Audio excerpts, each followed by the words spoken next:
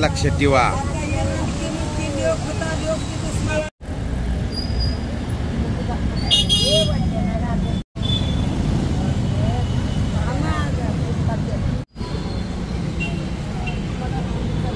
बकुली अशोक भोसले राहणार अशोक भोसलेसाठी माझी विनंती आहे मला त्याला फाशीला लावायला पाहिजे. त्यांना त्या माणसांना माझी काही ग्रामीण पोलीस स्टेशन माझी काय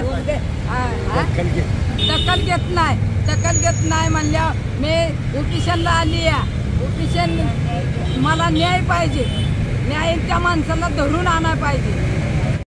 मी इथं